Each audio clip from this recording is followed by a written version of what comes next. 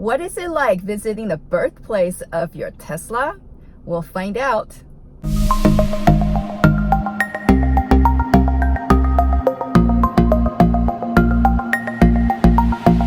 Hey there, my fellow Tesla drivers and fans. This is Joy. If you are new to this channel, I document my Tesla Model 3 owner experience on this channel to help recent new owners learn more about this amazing car, and also for future owners to make an informed decision on their purchases. So if you enjoyed this video, please consider subscribing.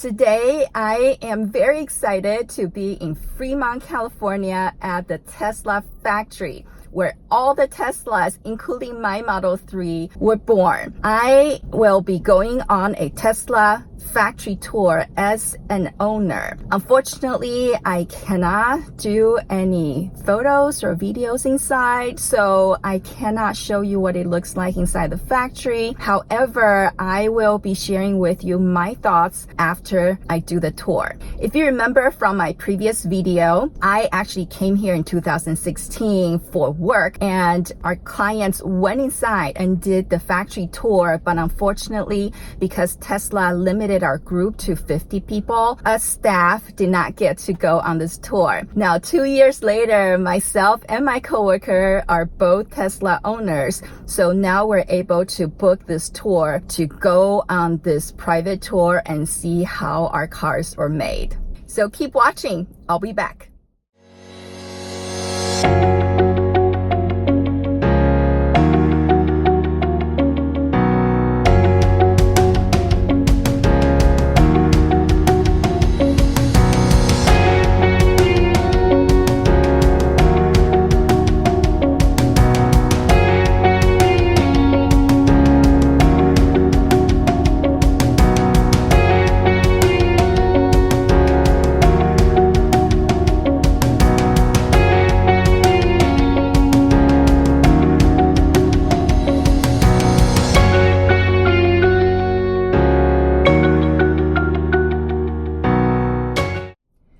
Okay, I am done with my tour and I'm charging this rental Model S that I'm driving for a day from Turo, which I will talk about a little bit later in this video. The biggest takeaway for me from the factory tour is how incredibly well thought the assembly line is for Tesla to build these cars. I learned that this facility here is the only automaker manufacturing plant in California. And this factory is so big that you can fit 92 full-size NFL stadiums in here. And also that Model 3 was designed not only for the looks, not only for the technology, but also for easier automation in mind since the beginning.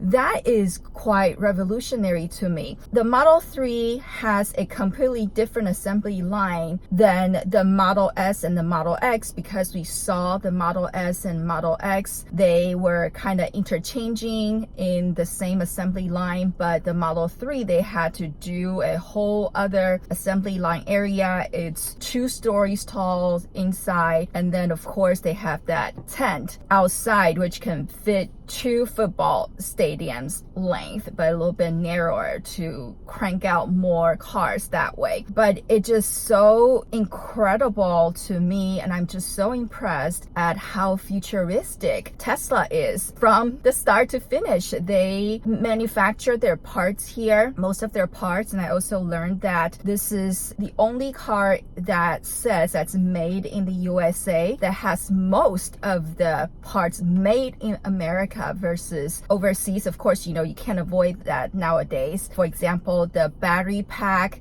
the battery cells, they source it from Panasonic, Japan. For the Model S and the Model X's, they have higher parts made in the US than in other regions.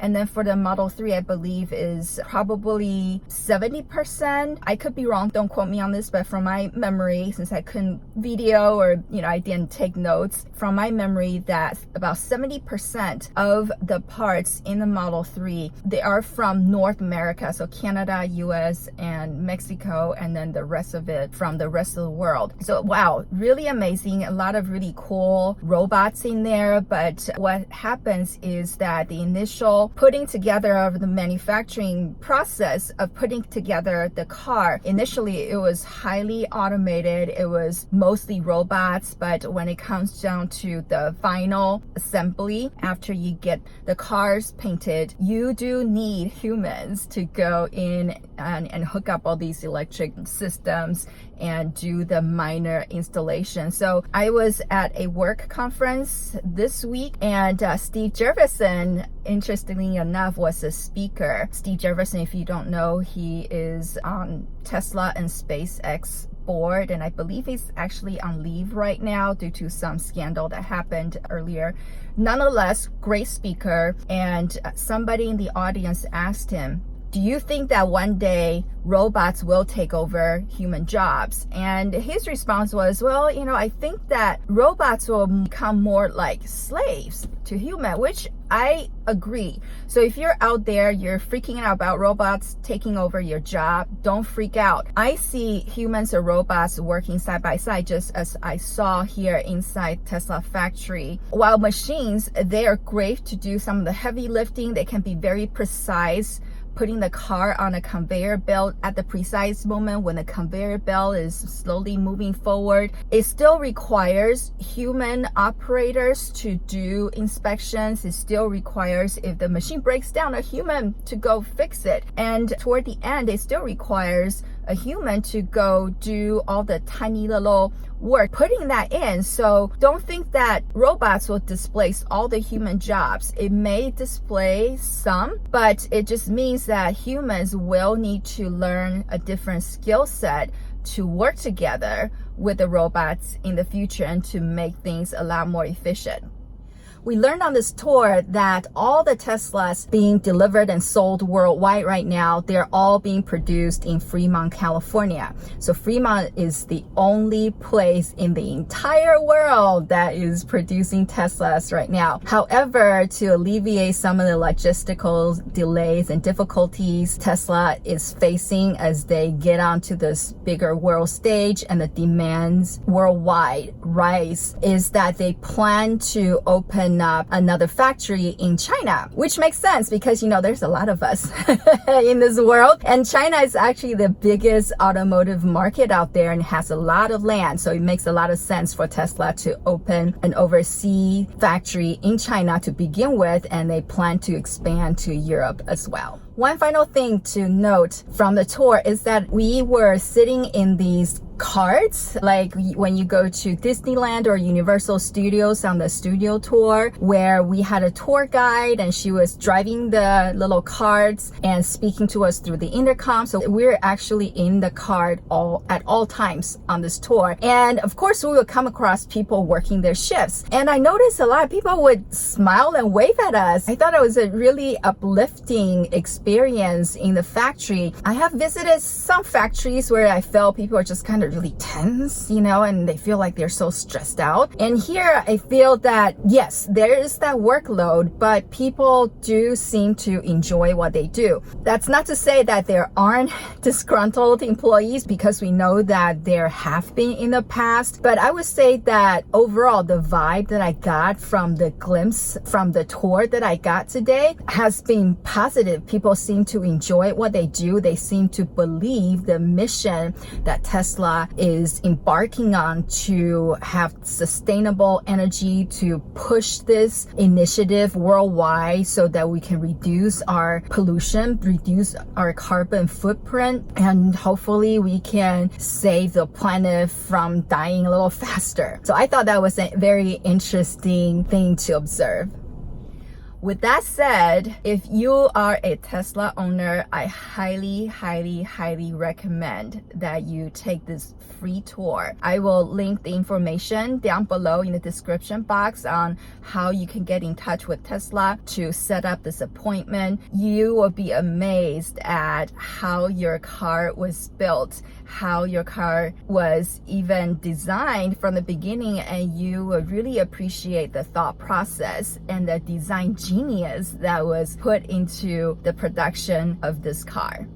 All right, I want to talk a little bit about the car that I'm sitting in right now, which is a Tesla Model S 85 kilowatt hour battery pack. And this is actually a vintage 2013 model. It does not have autopilot because autopilot came in, I believe, in 2014. I rented this car on Turo. If you didn't know about Turo, it's kind of like Airbnb for cars, where owners would rent out their cars when they're not using it to make some income or to offset some of the car payments. So I decided to rent a Tesla for a day. Since I'm going to the factory, I'm going back to the mothership, I gotta drive a Tesla there. This is not cheap, by the way, but fortunately I have a $25 credit for my first Turo rental, and this is my very first Turo experience. So if you are interested in finding out what it would be like to live with a Tesla, if you don't have a Tesla right now, you just want to experience it for a day as an owner, I highly recommend that you use Turo to find what other Tesla owners are putting out there for rental in your area, and use my referral link down below in the description to open up a Turo account so you get $25 off for your first trip. So if you do use it, let me know how you like it. Make a comment down below. I'm curious about your experience. If you enjoyed this video, please don't forget to subscribe down below, give it a like, share it with your friends, make comments down below, ask me questions. I love to interact with all of you. Until next time, have a blessed week, everyone.